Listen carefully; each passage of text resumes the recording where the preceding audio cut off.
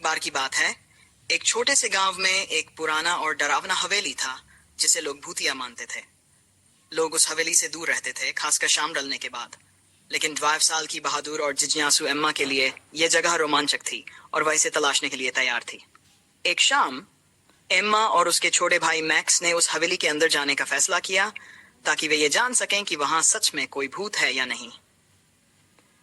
जब वे हवेली के अंदर पहुंचे तो उनकी मुलाकात एक भूत से हुई जिसका नाम गस था। लेकिन गस डरावना नहीं था।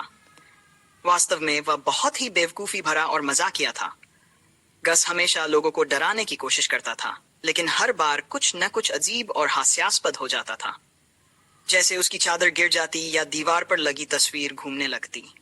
इस रोमांचक सफर में गस कई बार खुद को खतरनाक दिखाने की कोशिश करता, लेकिन हर बार कुछ ऐसा होता कि एम्मा और मैक्स डरने की बजाय हंसने लगते। कभी गस का चेहरा डरावना बनने की बजाय मजाकिया हो जाता, तो कभी वह दीवार के अंदर फंस जाता। अंत में गस को एहसास हुआ कि उसे लोगों को डराने की जरूरत नहीं है ताकि लोग उसे पसंद करें। उसे बस खुद जैसा रहना है। एम्मा और मैक्स ने उस शाम केवल एक भूत से दोस्ती की, बल्कि यह भी सीखा कि मजाक और हंसी से हर डर को हराया जा सकता है। कहानी बुद्धिमान उल्लू और साहसी चील। एक समय की बात है, एक जादुई जंगल में एक बुद्धिमान उल्लू था जिसका नाम ओलिविया था, और एक साहसी चील थी जिसका नाम एडी था। वे सबसे अच्छे दोस्त थे, लेकिन उनके बीच का फर्क बड़ा था। एडी को ऊंचे आसमान में उड़ना बहुत पसंद था और अपनी उड़ान के करतब दिखाना अच्छा लगता था, जबकि ओलिविया अपनी पसंदीदा शाखा पर बैठकर किताबें पढ़ना और बुद्धिमानी से सलाह देना पसंद करती थी। एक धूप वाले दिन एडी ने ओलिविया को चुनौती दी। मैं शर्त लगाता हूं कि तुम मेरे जितनी ऊंचाई तक उड़ नहीं सकती। ओलिविया हंसकर बोली, मैं ऊंचाई तक नहीं उड़ सकती, लेकिन मैं तुम्हें बुद्धिमानी से हराऊंगी। इंट्रिग्ड होकर एडी ने एक दोस्ताना प्रतियोगिता का सुझाव दिया। उन्होंने जंगल के सबसे ऊंचे पेड़ तक दौड़ लगाने का फैसला किया। जैसे ही दौड़ शुरू हुई, एडी तेजी से आगे बढ़ गया, अपनी पूरी ताकत से पंख फड़फड़ाते हुए। ओलिविया हालांकि एक चालाक योजना बना चुकी थी।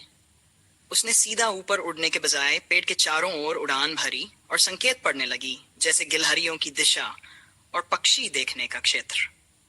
इस बीच एडी बहुत व्यस्त था और लगभग एक गुस्से में भर गए पक्षियों के घोंसले में जा टकराया। जब एडी को लगा कि वह जीतने वाला है, उसने देखा कि ओलिविया चुपचाप पेड़ के दूसरी तरफ चल रही है। ओह नहीं, मुझे उसे जीतने नहीं देना, उसने सोचा। उसने पंखों को तेजी से फड़फड़ाना शुरू किया, लेकिन ओलिविया अपनी तेज नजरों से पेड़ों के बीच एक शॉर्टकट देख लिया और आगे बढ़ गई। एक मजेदार मोड़ में ओलिविया ठीक पहले एडी के पहुंचने से पहले पेड़ के शीर्ष पर पहुंच गई। देखा, कभी कभी दिमाग ताकत से बेहतर होता है, उसने खुशी से हूट किया। एडी ने हंसते हुए कहा, ठीक है, तुमने इस बार जीत ली, लेकिन मैं अगली बार तुम्हें फिर से चुनौती दूंगा। दोनों ने सहमति जताई कि दौड़ का मजा जीतने से ज्यादा महत्वपूर्ण है, और वे साथ में नीचे उड़ते हुए रास्ते में बातें करते और हंसते हुए चले गए। एक दिन 12 साल का अलादीन बाजार में घूम रहा था, तभी उसे एक पुराना जादुई दीपक मिला। उसने दीपक रगड़ा और धुएं के गुबार के साथ एक अजीब, थोड़े बेवकूफी भरे जिन का प्रकट हुआ। जिन का नाम था जिन, और वह बहुत ही लापरवाह था। जैसे ही जिन प्रकट हुआ, उसने खुद ही लड़खड़ाते हुए अलादीन से माफी मांगी, क्योंकि वह सही से उड़ भी नहीं पा रहा था। अलादीन ने उत्साहित होकर पहली इच्छा की, मैं उड़ना चाहता हूं जैसे एक पक्षी। लेकिन जिन से गलती हो गई और उसने अलादीन को पक्षी बना दिया। अलादीन अचानक एक मुर्गी बन गया और इधर उधर भागने लगा। जिन घबरा गया और हाथों को हिलाते हुए अलादीन को फिर से इंसान बनाने की कोशिश करने लगा। फिर अलादीन ने भूख से परेशान होकर अगली इच्छा मांगी, मुझे एक बड़ा खाना चाहिए। लेकिन जिन ने गलती से मिठाइयों का पहाड़ बना दिया। हर तरफ कैंडी, लड्डू और चॉकलेट बिखरने लगे, और अलादीन सोचने लगा कि आखिर अब ये कैसे खाया जाए। इसके बाद अलादीन ने अगली इच्छा मांगी, मुझे एक जादुई कालीन चाहिए। जिन ने कालीन तो दे दिया, लेकिन वह इतना शरारती था कि अलादीन को जोर जोर से हवा में इधर उधर घुमाने लगा। अलादीन ने कालीन को कसकर पकड़ा और जोर से चिल्लाने लगा, जबकि जिन हवा में तैरते हुए हंस रहा था। अंत में अलादीन ने अपनी आखिरी इच्छा मांगी, मैं चाहता हूं कि तुम आजाद हो जाओ जिन। जिन खुशी से उछल पड़ा और इंसान बन गया।